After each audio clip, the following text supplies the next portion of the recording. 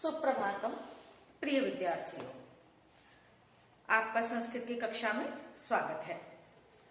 आपको मैंने अभी तक नवम पाठ की द्वितीया, तृतीया, तृतीया, चतुर्थी ये विभक्तियां पढ़ाई। आज आप उसी क्रम को आगे बढ़ाते हुए षष्ठी विभक्ति और सप्तमी विभक्ति का अध्ययन करेंगे। पहले आप सप्तमी विभक्ति पढ़ेंगे, षष्ठी विभक्ति पढ़ेंगे। इसके ऑप्शन देख लीजिए। परिभाषा में उपरि, अधः, नीचै, पुरतः, कृते। उपरि मतलब ऊपर, अधः और नीचे। अधः और नीचे का मतलब होता है नीचे। आप लोग इस अधः के साथ ये वाला शब्द यूज कर देते हैं, एक ये, इसका मतलब होता है आज, और ये जो ध होता है इसका मतलब होता है अधः, नीचे ही। दोनों में अंतर है, एक है द्य और एक है अधः। आदि अव्ययों का पदों का प्रयोग वाक्य में होने पर, रेखांकित पद के साथ प्रयोग होने पर षष्ठी विभक्ति होती है। आप देखेंगे, आपको पहले भी पढ़ाया हुआ है। वृक्षस्य उपरि, पेड़ के ऊपर काका तिष्ठति, कौवा बैठता है। उपरि के योग में वृक्षस्य में षष्ठी विभक्ति। दूसरा है चटका वृक्षस्य अधः। अधः मतलब नीचे, चिड़िया पेड़ के नीचे पत्ते खाती है। अधः के योग में वृक्षस्य में षष्ठी विभक्ति। बालकाः उद्यानस्य पुरतः खेलन्ति। बालक बगीचे के सामने खेलते हैं। पुरतः मतलब सामने। तो पुरतः के योग में उद्यानस्य में षष्ठी विभक्ति है। आपको मैं बार बार कह रही हूँ कि जो विभक्तियां सिर्फ आपके लेसन के अंदर हैं, उन्हीं का मैं आपको यहाँ पर प्रयोग सिखा रही हूँ। अन्य प्रयोग नहीं है इसमें, क्योंकि इनके साथ बहुत सारे प्रयोग होते हैं, बहुत सारे अव्यय प्रयोग होते हैं। लेकिन मैं आपको सिर्फ उतना ही समझा रही हूँ जितना आपके सिलेबस के अंदर और आपके लेसन के अंदर दिया गया है। लता पठनस्य कृते, ये कृते का प्रयोग नहीं दिया गया है आपके सिलेबस उसमें, बुक के अंदर, लेसन के अंदर, लेकिन मैंने इसलिए कराया है कि कृते का मतलब आपके लेसन के अंदर जब हम पढ़ाते हैं तो वहां पे कृते का प्रयोग 2-3 बार ही आया हुआ है। तो मैंने कृते का मतलब है के लिए। वैसे के लिए विभक्ति किसकी होती है? संप्रदान कारक चतुर्थी विभक्ति की। लेकिन जब हम कृते करेंगे तो इसका प्रयोग होता है षष्ठी विभक्ति में। जैसे लता पठनस्य कृते विद्यालयं गच्छति, लता पढ़ने के लिए विद्यालय में जाती है। वृक्षस्य नीचे ही, अधः और नीचे ही का अलग अलग प्रयोग भी आ सकते हैं, एक साथ भी आ सकते हैं। वृक्षस्य नीचे ही पत्राणि पतन्ति, वे पेड़ के नीचे पत्ते गिरते हैं। नीचे ही के योग में वृक्षस्य में षष्ठी विभक्ति। दो शब्द और होते हैं श्रेष्ठता बताने के लिए या निपुणता बताने के लिए। ये दोनों का प्रयोग सप्तमी में भी होता है और षष्ठी में भी होता है। वहां पर आप उसकी विभक्ति से उसको जानेंगे कि कौन से में षष्ठी विभक्ति है और किसमें सप्तमी विभक्ति है।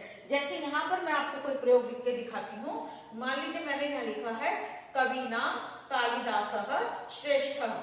कवियों में कविना षष्ठी विभक्ति, कालिदासः श्रेष्ठः, कालिदास श्रेष्ठ है, श्रेष्ठ। ठीक है, इसको हम जैसे बालकाना बालिकाः निपुणाः, बालकों से बालिकाएं निपुण हैं। कोई भी प्रयोग हम कर सकते हैं। बालिकानां बालिकाः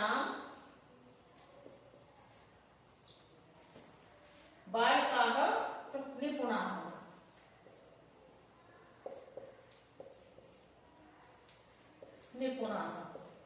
निपुण यानी जब बहुत सारों में हम श्रेष्ठता बताते हैं, बहुत सारे चीजों के अंदर एक व्यक्ति की विशेषता बताते हैं, तो उसमें षष्ठी विभक्ति भी होती है और सप्तमी विभक्ति भी होती है।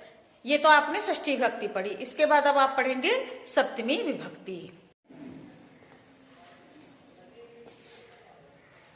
अभी आपको मैंने षष्ठी विभक्ति पढ़ाई थी, अब मैं आपको सप्तमी विभक्ति पढ़ा रही हूँ।